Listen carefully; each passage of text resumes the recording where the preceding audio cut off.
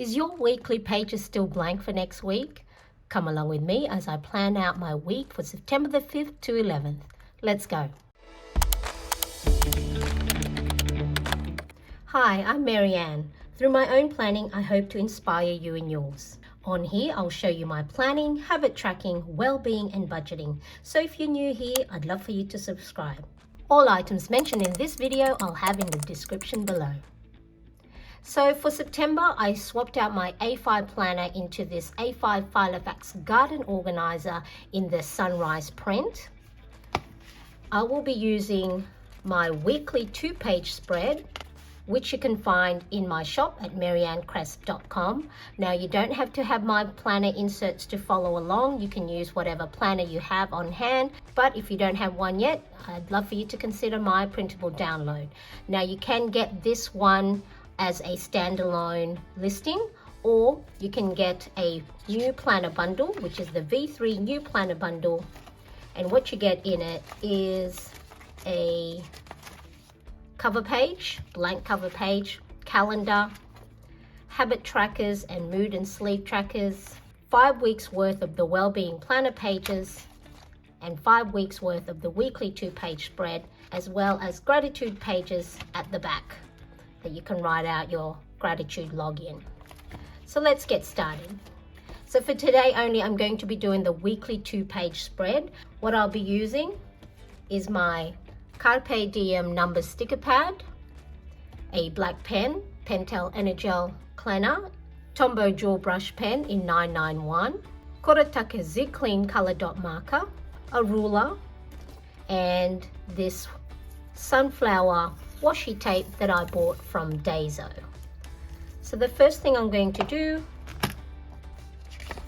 is date my page with the Tombow 991. So I'm just going to write out the first 3 letters of the month and then 5 to 11. Outline the letters with a black pen just to make it pop on the page.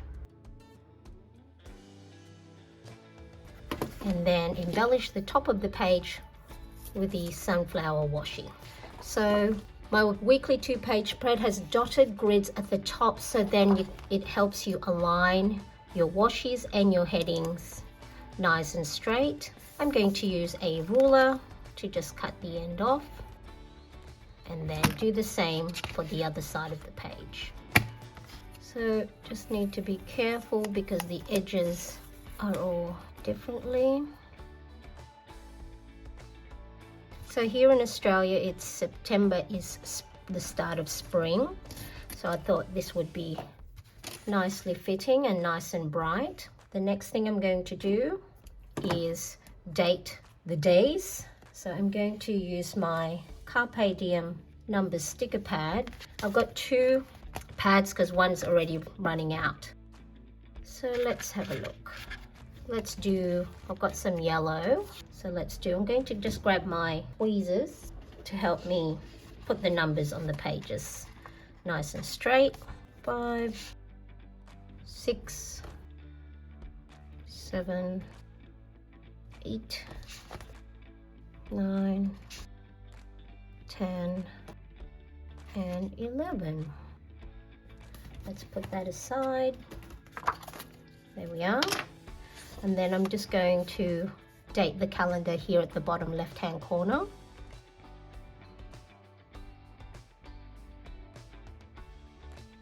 Okay, 30 days at September. Then what I'm going to do next is refer to my September calendar and migrate any information that I have on here that needs to go on the top section. So here I have a grid section for your top priorities and any events that's happening for that particular day. So I'm going to use my Kuretake Z Clean color dot marker to make check markings. So on the 6th, there is a payment for our family tax benefit. On the 7th, a subscription is up for renewal. It's hubby's payday. On Thursday, pay rent.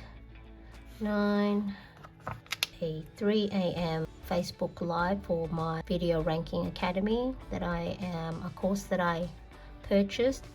a friend's birthday on Sunday, do my 52-week savings challenge, and transfer PayPal funds.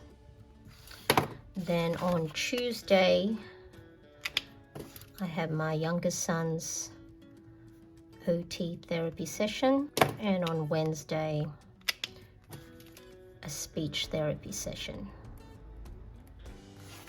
Okay, so that's all the important dates that I have from my calendar. Let's flip back to here. And then the rest, each column has 3 sections divided up. So I put my morning tasks, afternoon and evening, and I do that for each and every day. So in the mornings is my AM routine. So I just started a little bit later on the weekend.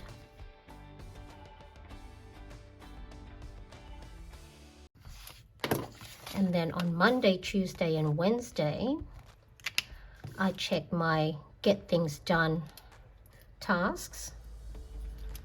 So get things done review number 1, get things done review number 2, and get things done review number 3. So what it is, part of the How to Get Things Done book by David Allen. So on Mondays, what I schedule is I review the daily and weekly to see if there's anything that I didn't complete from the previous week. So then I will migrate that or move it for another time. I also then check my monthly to see if there's anything that I may have missed out that I need to action or complete. So that's my Get Things Done review number 1. For Get Things Done review number 2, I then look at my list of stuff.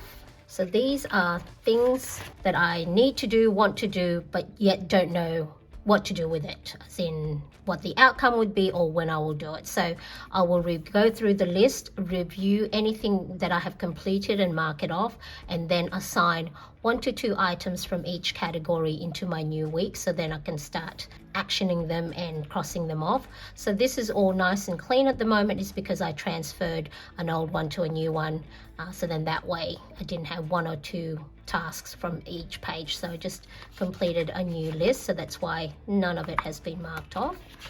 I also then check what's called my project list. So according to David Allen, a project is anything that has more than 1 action step. So as soon as you have to do 2 things for a particular task, it's considered a project according to his methodology. So these are things that are my courses that I need to do. So instead of trying to action everything in one go, which can be overwhelming, I break it down into minuscule tasks, so then that way I can easily go, well, all I need to do today, or I need to action today, is watch video 1, and so on. So there is a course that I paused for the moment because there's a few new ones I wanted to do. And then the other things that I check as part of my Get Things Done review number 2 is also look at my someday maybe list. So these is similar to the list of stuff, except that it's not in the immediate future. Things like, you know, I want to learn the ukulele, go to the snow, go to Hawaii, climb the Sydney Harbour Bridge. So I also look at that and see if there's anything that I can action in this month that maybe, you know, is now feasible for me to do. So that is my Get Things Done review number 2. For my Get Things Done review number 3, which I do on Wednesdays, is then I check all other things. So these are more the physical list. So I have files, for example, things I have to print for my son's homeschooling, laminate things, cut things, add into our homeschool schedule. Also any newsletter or letters that came in for myself, my husband, and my other son, as well as check, there is one more. No, I think, yeah, so there I have physical file folders for these different physical paper stuff. So those are the things that I check for my Get Things Done review 1, 2, and 3. And then the next thing I schedule is our homeschooling. So I'm a full-time homeschooling mum to our youngest, who's 13 years old, and he is on the autism spectrum. And so I've been homeschooling him since May of 2019.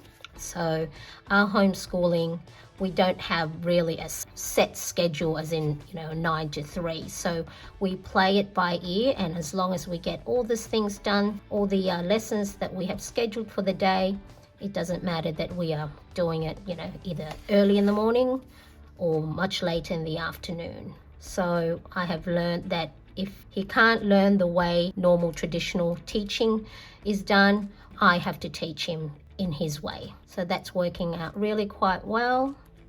Okay, so homeschool, and then in the afternoon, I need to schedule in my coffee break just to make sure I'm taking my one of the micro breaks that I need. So micro breaks are those things that you should take several times a day for 1 to 2 minutes just to help avoid burning out. So a lot of these things are things we do already. So if I don't need to be writing them down. But what happens is by having it visual and you can see what you need to do next, for those times that the day may not be going smoothly, your weekly planner, or if you plan daily, is like helps you reset or help you back on track. In Japan, actually, I think in their manufacturing places or companies, they have what's called point and call. So to avoid accidents and increase the safety of manufacturing tasks, they have what's called point and call. So for example, they will point to a gauge, say what it is. Let's say if it's a temperature gauge, by pointing and calling, it makes you aware that yes, that is the correct temperature that it should be, and then we can move on to the next step. So that methodology has actually found accidents reduce a lot, and safety is a lot higher. Now I use that methodology in planning, as in, so this is like you're pointing and calling, as in, all right, I need to do my AM routine, I'll do it, and then I'll mark it. So then my day, it's not smooth all the time, but it helps for those times that it's not running as smoothly, for you to have something to refer back to. So my weekly planner helps me along the way for when times aren't going as smoothly. So after coffee, I do my cleaning tasks. So I just do that Monday to Friday, because on the weekend, us as a family clean the place. And then I will do my side hustle tasks. So that's to do my social media, planning my content, working on my planner inserts or the shop. So again, I just schedule that Monday to Friday, because on the weekend, I'm mainly doing my filming. And then in the evening, workout and PM routine. Now make sure if you are liking this video to give it a thumbs up and subscribe and hit that bell to get notified of new uploads.